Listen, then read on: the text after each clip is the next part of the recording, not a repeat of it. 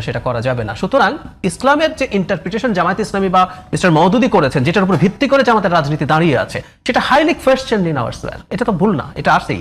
সুতরাং এই প্রশ্নগুলো তো জামাতকে আসলে ফেস করতে হবে। সেই কারণেই বোধ করে জামাত ইদানিং দেখবেন ধর্মের কথা, ওরা তো আসলে ইসলামী পলিটিক্স করে, ধর্মের কথা সরিয়ে রেখে তারা এখন কল্যাণ, ওয়েলফেয়ার এসব কথাবার্তা মানুষের সামনে আনার চেষ্টা করছে।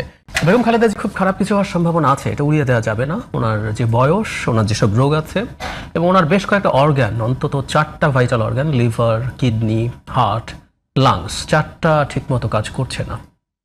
সর্বোচ্চ চেষ্টা হচ্ছে, আমরা খুব চাই, ইনফ্যাক্ট আমি এটা প্রায় বলছি, আমাদের স্বার্থেই বেগম খালেদা জিয়া আরো বেশ কিছুদিন আমাদের মধ্যে থাকা দরকার। কারণ আমাদের এই যেমন একটা টার্মোয়েলের টাইম আছে, ইভেন ইলেকশনের পরও হতে পারে। বেগম খালেদা জিয়া কিন্তু একটা দলের ঊর্ধ্বে উঠে একটা অভিভাবকের জায়গায় চলে গেছে। একটা ক্রাইসিস হলে কিন্তু উনি ইন্টারভিন করতে পারবেন। তরুণীকে ডাকলেন, উনি এনসিপি কে ডাকলেন, সবাই কিন্তু শ্রদ্ধা নিয়ে যাবে। উনি ওনার দলকে বলতে পারবেন যে তুমি এটা মেনে নাও। এই রাইট জায়গাটা মাঝখানে এরকম হয়েছে, দলকে নির্দেশ দিয়েছে যে সরকারের সঙ্গে কোনো দূরত্ব রাখা যাবে না, সেনাবাহিনীর সাথে কোনো সংঘাত হচ্ছে, সব জায়গায় কিন্তু উনি সব জায়গায় ইন্টারভেন করেন। সেই জন্য আমরা চাই, কিন্তু যদি আল্লাহ না করুক এরকম খারাপ কিছু হয়, তাতে নির্বাচন প্রভাবিত হবে, নির্বাচন পিছিয়ে যাবে, সেটা আমি মনে করি না। কারণটা হচ্ছে এটা অন্য কেউ চাইলে হবে না। ইনফ্যাক্ট এটা যদি বিএনপি চায় যে এই ক্ষেত্রে নির্বাচন তাদের জন্য ঠিক হবে না ইত্যাদি ইত্যাদি, তখন নির্বাচন পেছাতেও পারত। কিন্তু বিএনপি কোনোভাবেই নির্বাচন আর একদিনও পেছাক সেটা চাইবে না। আর বিএনপি কেন চাইবে না? বেগম খালেদা জিয়ার ক্ষেত্রে উনি তো আসলে চেয়ারপারসন কাগজে কলমে আছেন, উনি আসলে চেয়ারপারসনের কাজ করছেন না। ওনার একটা সময় জেলে ছিলেন, পরবর্তীতে তার শরীরের যে অবস্থা, আসলে এই ধরনের এত বড় একটা দলের দায়িত্ব পালন করা তার পক্ষে সম্ভব না। দেশের বাইরে থাকলেও ডিফ্যাক্টো চেয়ারপারসন আসলে জনাব তারেক রহমান। সুতরাং বেগম খালেদা জিয়া একটা দলের চেয়ারপারসন যদি মূল নেতৃত্ব হতো, সেই ক্ষেত্রে একটা প্রশ্ন আসতে পারতো।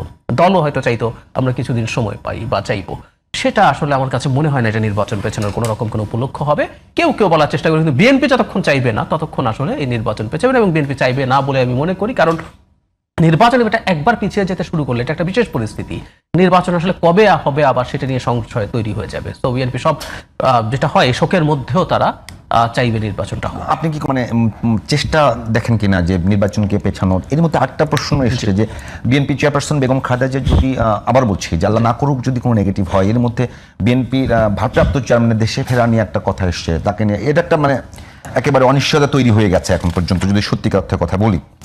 তো এই অবস্থায় কি আপনি কোনো মানে একেবারে বলা হচ্ছে যে যারা নির্বাচন চায় না তারা একটা বড় ধরনের খেলা খেলছে এখানে, যাতে বিএনপি শেষ পর্যন্ত এমন অবস্থায় চলে যায় যে বিএনপি বলতে বাধ্য হয় যে নির্বাচনটা পিছানো হোক?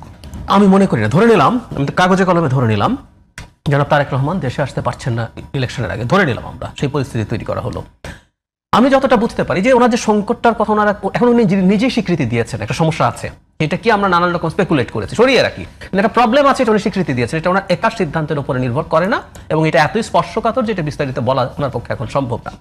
তো উনি তো আগেও জানতেন, তারপরও কিন্তু উনি নির্বাচনের জন্য সিরিয়াস ছিলেন। তার মানে আমি মনে করি যদি টেকনিক বলছি, তারেক রহমান যদি দেশে ফিরতে নাও পারেন নির্বাচনের আগে, তারপরও উনি চাইবেন নির্বাচনটা যথাসময়ে হোক। উনি নির্বাচন পেছাতে চাইবেন বলে মনে করি না। কারণ একটা আনসার্টেন সরকারের সময় ওনার ভবিষ্যৎ যে জায়গায় যাবে, সেই তুলনায় ওনার দল ক্ষমতায় যদি আসে, সেই ক্ষেত্রে তার দেশে ফেরা সহ বাকি সব কাজ অনেক ইজিয়ার হবে, স্মুথার হবে। আমি সাধারণ যুক্তিতে মনে করি উনি চাইবেন না উনি বাইরে থাকলেও নির্বাচনটা হয়ে যাক, এটা তার ভবিষ্যতের জন্যই ভালো। আর জামাত সম্পর্কে যে কথাটা বলছিলেন সেটা নিয়ে মানে বিএনপি বলতে হবে না। যেমন আমরা একজন ব্যক্তিকে, খুব শ্রদ্ধেয় একজন ব্যক্তিকে দীর্ঘদিন থেকে এই কথাটা বলতে শুনি, সেটা হচ্ছে হেফাজতের আমির জনাব মহিবুল্লাহ বাবুনগরী স্পষ্টভাবে বলেছেন এটা মওদুদের ইসলাম, এটা সঠিক ইসলাম না। এমন বলেছেন জামাতের কাছে গেলে কাফের হয়ে যাবে, মিডিয়াতে কথা বলেছেন। আচ্ছা, শুধু তারা, এখন তাদের এক ধরনের অ্যালায়েন্স হয়েছে ইসলামী আন্দোলন বাংলাদেশ। ইসলামী আন্দোলন বাংলাদেশের নায়েবে আমির যিনি ফয়জুল হকের আগের বক্তব্য অনেকগুলো উনি স্বীকারও করেছেন যে উনি এগুলো ঠিক করেন। মানে খালেদ মহিউদ্দিনের সাথে একটা শোতে তাকে জিজ্ঞেস করা হয়েছিল, বলে হ্যাঁ আমি এগুলো মনে করি। তারাও বলছেন কমিউনিস্টদের হাতে দেশ চলে গেলেও ইসলাম পুনরুদ্ধার করা যাবে, জামাত ইসলামের কাছে চলে গেলে সেটা করা যাবে না। সুতরাং ইসলামের যে ইন্টারপ্রিটেশন জামায়াত ইসলামী বা মিস্টার মওদুদি করেছেন, যেটার উপর ভিত্তি করে জামাতের রাজনীতি দাঁড়িয়ে আছে, সেটা হাইলি কোয়েশ্চেনড ইন আওয়ার স্কয়ার। এটা তো ভুল না, এটা আসেই। সুতরাং এই প্রশ্নগুলো তো জামাতকে আসলে ফেস করতে হবে। সেই কারণেই বোধ করে জামাত ইদানিং দেখবেন ধর্মের কথা, ওরা তো আসলে ইসলামী পলিটিক্স করে, ধর্মের কথা সরিয়ে রেখে তারা এখন কল্যাণ, ওয়েলফেয়ার এসব কথাবার্তা মানুষের সামনে আনার চেষ্টা করছে। কিন্তু জামাতকে আসলে এই প্রশ্নটা সুরাহা করে যেতেই হবে, উপায় নেই। আপনি যখন ইসলামী রাজনীতি করছেন, টোটাল কথা বলছেন যে তারা এখন ওয়েলফেয়ারের কথা বলছে একদম। আপনি সামনে দেখেছেন যে কেউ একজন বলছেন মানে কেন্দ্রীয় পর্যায় থেকে যে আমরা আসলে ইসলামের শরিয়া কায়েম করব, আমরা ইসলামের এই জিনিসগুলো আনবো, কেউ বলছে না। দেখবেন সমস্যাটা কোন জায়গায়। কিছু কিছু মাঝারি পর্যায়ের নেতা আমার সাথে টকশোতে এসেও কেউ কেউ বলেছেন তারা শরিয়া কায়েম করবেন, এবং শরিয়া কায়েম করলেও কিন্তু প্রশ্ন আছে। আপনার সাথে একদিন আমরা এখানে বসে কিন্তু আলোচনা করেছিলাম, যিনি জামাতের হয়ে কথা বলছিলেন, তো উনিও বলছেন তো একই প্রশ্ন, শরিয়া কায়েম করলে তো এই প্রশ্ন আসবে, আপনারও তো একটা ইন্টারপ্রিটেশন অফ শরিয়া আছে, এটা ডিফার করে। ওই যে বললাম আরেকজন বলছে তো এটা অনেকগুলো কম বুঝি, জায়গা আছে। আমি বুঝলাম যে জামাত ইসলাম বলছে, আমি তো হেফাজতের ইসলাম কম বুঝে, আমার তা মনে হয় না। তো তাহলে তো একটা কনফ্লিক্ট আছে। সো জামাতকে এটা করতে হবে যে তার ইসলামী শরিয়া কি কায়েম করবে, করলে সেটা কেমন হবে। দেখবেন এই আলাপটা ওরা খুব একটা করছে না। জামাতের আমির দুর্নীতিমুক্ত তারা দেশ গড়বেন, তারা সুশাসন দেবেন, চাকরি দেবেন, মেয়েদের ওয়ার্কিং আওয়ার কমিয়ে আনবেন। এমনকি ডাকসু নির্বাচনে আমি এটা নিয়ে একটা লেখার জন্য ওদের ম্যানিফেস্টো পুরো পড়লাম, 36 দফা একটা ম্যানিফেস্টো আছে, ওর মধ্যে ইসলামের কথা একটা ম্যানিফেস্টোতে একটা পয়েন্টেও নেই, ইসলামী মূল্যবোধ এই টাইপের কথা নেই, প্রত্যেকটা ওয়েলফেয়ার। সেই কারণে আমি বলছি যে জামাতের ইসলাম নিয়েই যেহেতু এখন অন্য ইসলামিস্টরা, ধরুন বিএনপিটা সরিয়ে রাখি, বিএনপির কম্পিটিটর বিএনপির কথা সরিয়ে রাখেন, অন্য ইসলামিস্ট, এমনকি তার সাথে এখন এক ধরনের জোটে থাকা আরেকটা দলও খুবই টাফ মন্তব্য করেছে, এগুলো তো আছেই।